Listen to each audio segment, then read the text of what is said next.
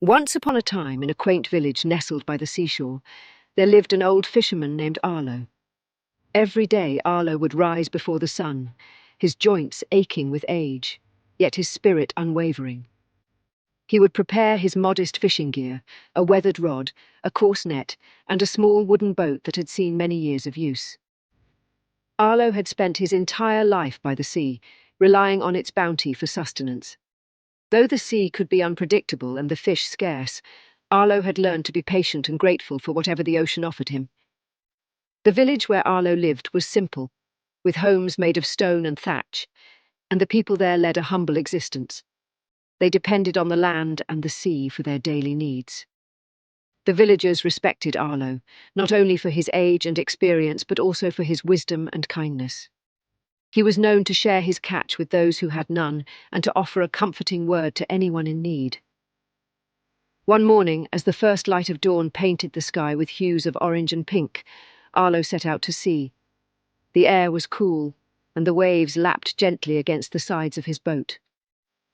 As he rowed farther from the shore, the village grew smaller and smaller, until it was nothing but a speck on the horizon. Arlo cast his net into the water, watching as it sank beneath the surface, disappearing into the depths below. Hours passed, and the sun climbed higher in the sky, its warmth spreading across the water.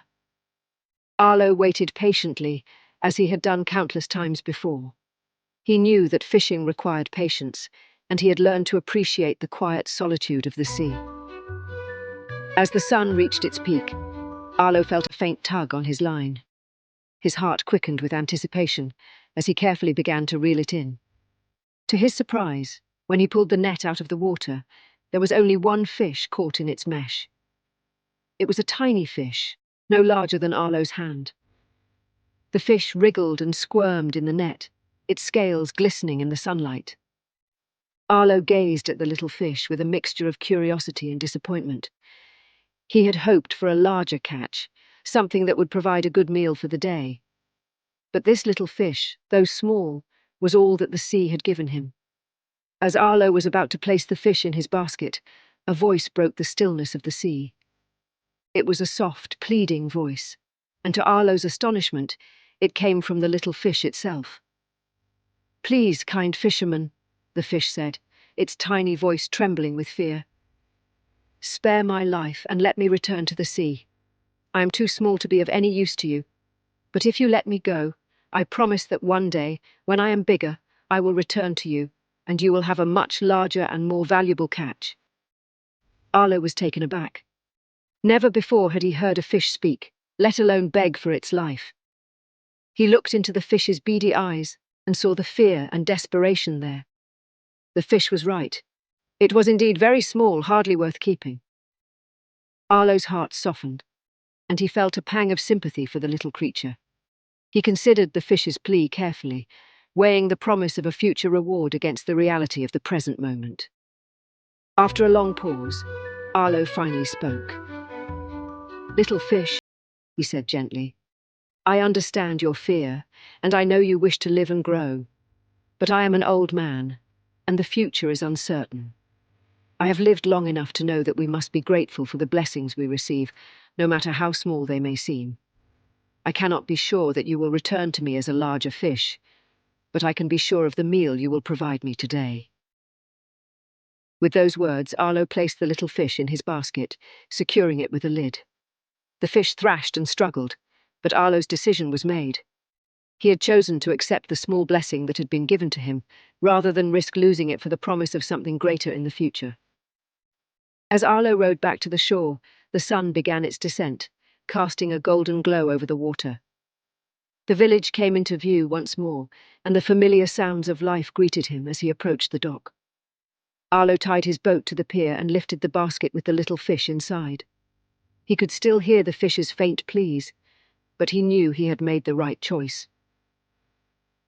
Arlo returned to his modest cottage, where the smell of salt and sea mingled with the scent of the earth. Inside, the cottage was simple but cozy, with a small hearth, a wooden table, and a few chairs. The walls were adorned with trinkets and mementos from Arlo's many years as a fisherman. He placed the basket on the table and began to prepare his meal. As he cooked the little fish over the fire, Arlo reflected on the day's events. He thought about the fish's promise and wondered if he had made the right decision. But as the fish sizzled and the aroma filled the room, Arlo felt a sense of peace. He knew that life was full of uncertainties, and one could never predict what the future would hold. But he also knew that living in the present and appreciating the small blessings was a wisdom that had served him well throughout his life. When the fish was cooked, Arlo sat down to his meal. The fish was small, but it was enough to satisfy his hunger. As he ate, he thought about the lesson the little fish had taught him. It was a lesson in humility and acceptance, in recognizing that sometimes the smallest blessings can bring the greatest contentment. Arlo finished his meal, feeling nourished not just in body but in spirit. The days passed, and Arlo continued his routine of fishing each morning. The sea was as unpredictable as ever, sometimes generous, sometimes stingy. But Arlo never forgot the lesson of the little fish. He learned to appreciate every catch, no matter how small, and to be grateful for the sustenance it provided. The villagers noticed a change in Arlo as well. He seemed more at peace, more content with life, and he often shared this newfound wisdom with those who sought his advice. One day, many years later, as Arlo was casting his net into the sea, he remembered the little fish's promise. He thought about how much time had passed, and wondered if the fish had grown large and strong, as it had vowed. But Arlo was an old man now, and he knew that life had its own way of unfolding. He no longer held on to the fish's promise as he once might have, for he had learned that true happiness came from accepting what life offered in the present moment. As the sun dipped below the horizon, Arlo felt a tug on his line. He pulled it in slowly, his heart filled with anticipation. When he lifted the net, he saw that it was filled with fish, large and plentiful. Arlo's eyes widened in surprise, for he had never caught such a bountiful haul before.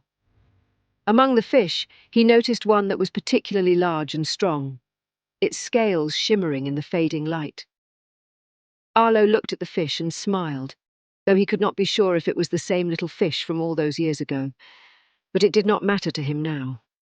He had learned that life was full of surprises, and sometimes the blessings we receive come when we least expect them. Arlo gathered his catch and headed back to the shore, his heart filled with gratitude. As Arlo prepared his meal that evening, he thought about the journey of his life. He had experienced joy and sorrow, abundance and scarcity. But through it all, he had learned to be grateful for every moment, every blessing, no matter how small. And as he sat down to his meal, Arlo knew that he had found true contentment in accepting the small blessings that life had to offer. And so, the story of the fisherman and the little fish reminds us all to appreciate the blessings we have, rather than longing for what we do not. For in doing so, we find peace, gratitude, and a deeper understanding of life's true treasures.